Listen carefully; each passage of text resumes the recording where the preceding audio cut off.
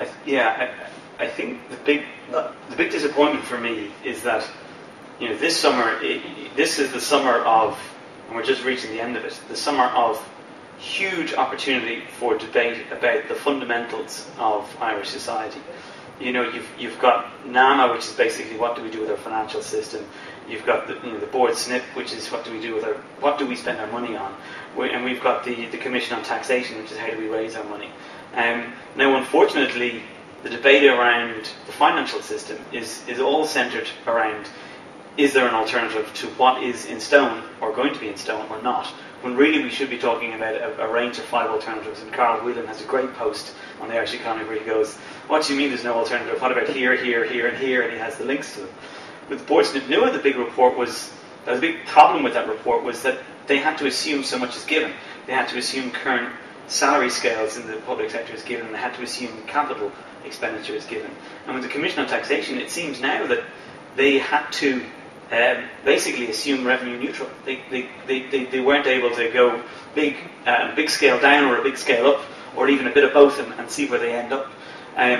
What's disappointing for me is that there's no discussion, for example, on healthcare, which spends 16 billion a year. Do we have the right healthcare system, the right healthcare model in place? I don't want to be a Singapore overloader, but the Singaporean model is quite like our pensions accounts. So you have a health account, and money goes in, 1,000 of your tax dollars goes in every year to your health account, and that you're younger and healthier, that builds up over time and is obviously eaten down a little bit. But by the time you're a certain age and you need to dip into it, you've got a substantial health fund there, and above a certain level of procedure, the government will pay for that. That's only a fraction of what the Irish pay. If you imagine that would be one side, but what like that's about paying for the goods and services. But something that I think would also be useful is to look at what is the scarcity value of medical services, and for much of them they're quite scarce, and yet you still don't pay for them. I just don't know of any time where someone will sell you a gold coin for $1 because it's worth so much more, and yet that's in essence what we get.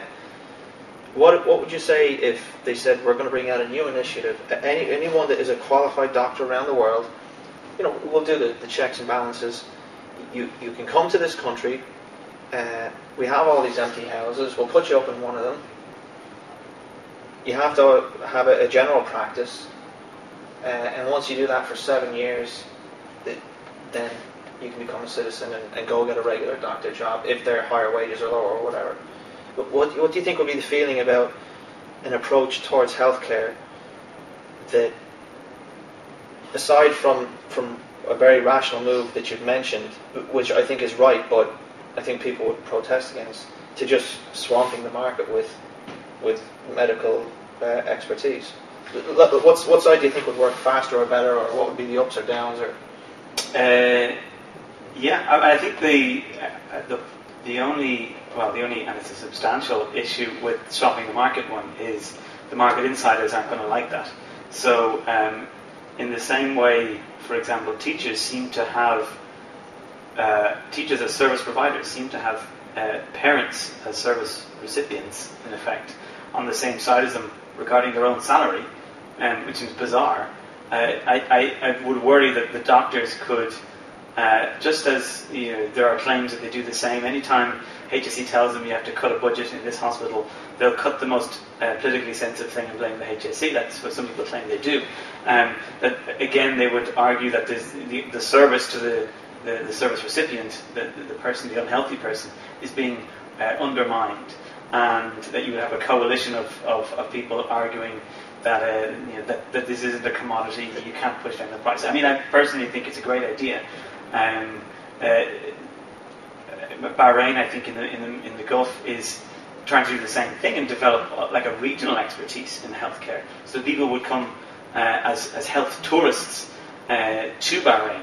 And I think if we could become a centre where there's so many doctors that that the price of healthcare is cheap and people come here, I think if we look back in 20 years, we would say that was a great decision. But I think it's making the decision. I don't think it would happen. Do you think that the sort of moderate success that you've seen with the pharmacists, that can't be replicated? Like, I think that when there's lots of money to go around, that you just don't want to take a chance seeing a cancer unit close. But when there's not, you actually do get people saying, sorry, but this region, you need to go to that hospital and we can provide excellent services, and this one just has to close, it's not feasible. I think that the will gets behind real life solutions when hard decisions have to be made. I wonder, do you think that such a thing could possibly happen, to say that we're going to bring in X amount of doctors so everyone has access to a GP in some locality at any hour of the day? Yeah. And that hospitals are for really, really sick people. But if you go into a hospital, you'll see that a huge amount of people in emergency and everything, they're left there. And so clearly it's not an emergency. Last time I was in hospital, there were people who came in who were really messed up. And, I wasn't. But I still sat there and plugged up the system. Yeah, no, I think, as I say, for me, the disappointment is that in this one-off summer where there's so much up in the air, that we don't have that little bit extra up in the air as well. And I know people give out about strategies for strategy's sake and endlessly coming up with new strategies.